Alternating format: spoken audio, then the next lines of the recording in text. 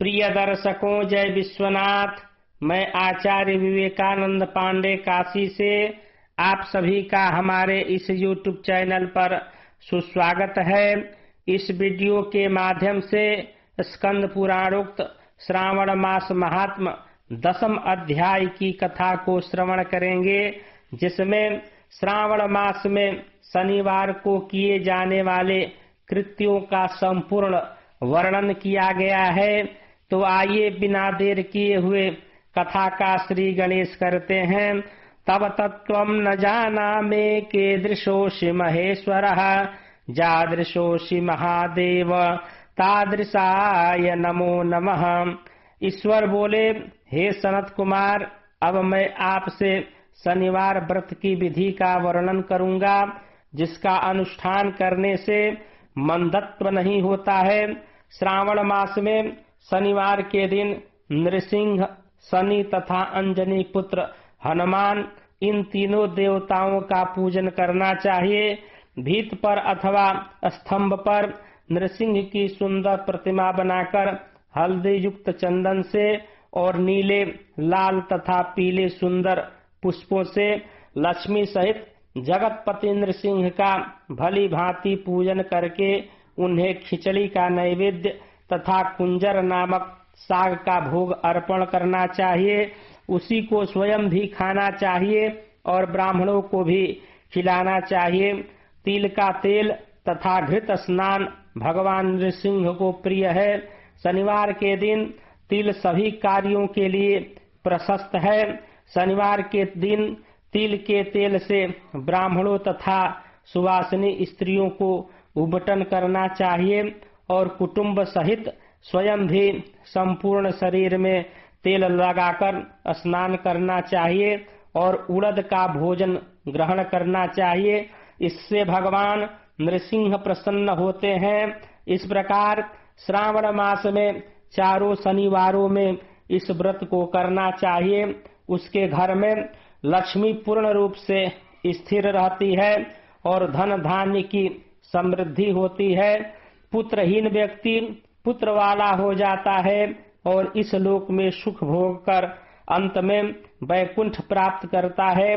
नृसिंह की कृपा से मनुष्य की दिशाओं में व्याप्त रहने वाली उत्तम कृति होती है। हे सौम्य, मैंने आपसे नृसिंह का यह उत्तम व्रत कहा। हे सनत कुमार, अब शनि की प्रसन्नता के लिए जो करना चाहिए उसे सुनिए।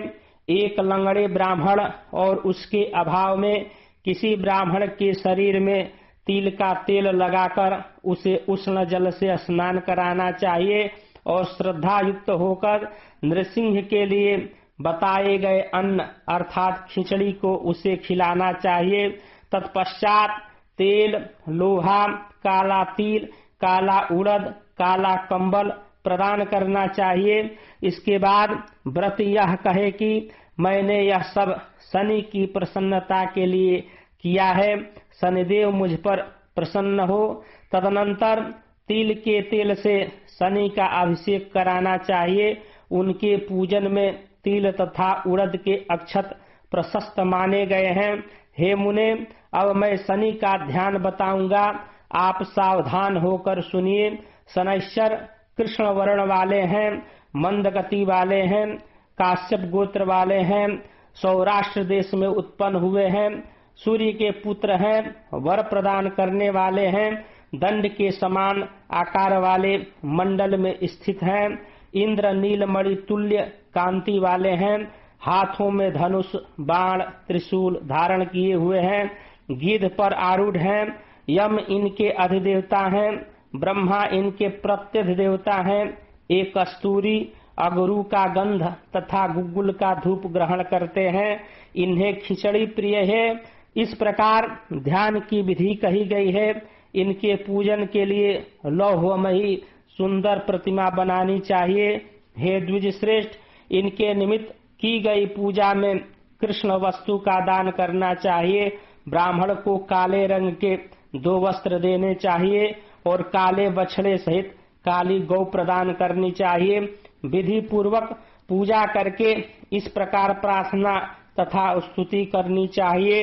आराधना से संतुष्ट होकर जिन्होंने नष्ट राज्य वाले राजा नील को उनका महान राज्य पुनः प्रदान कर दिया, वे शनिदेव मुझ पर प्रसन्न हो।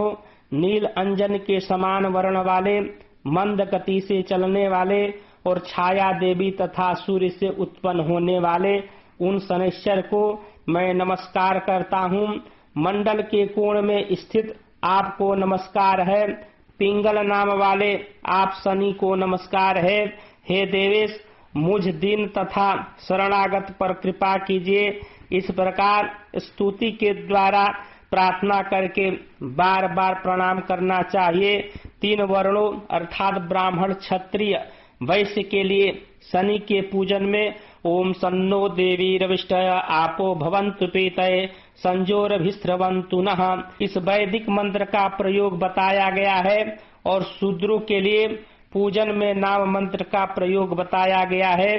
जो व्यक्ति दत्त चित्त होकर इस विधि से शनि देव का पूजन करेगा, उसे स्वप्न में भी शनि का भय नहीं होगा। हे विप्र, जो मनुष्य श्रावण मास में प्रत्येक शनिवार के दिन भक्ति पूर्वक इस विधि से इस व्रत को करेंगे, उन्हें शनैश्चर कृत लेश मात्र भी कष्ट नहीं होगा। जन्म राशि से पहले, दूसरे, चौथे, 5वें, 7वें, 8वें, 9वें अथवा 12वें स्थान में स्थित शनि सदा कष्ट पहुंचाता है।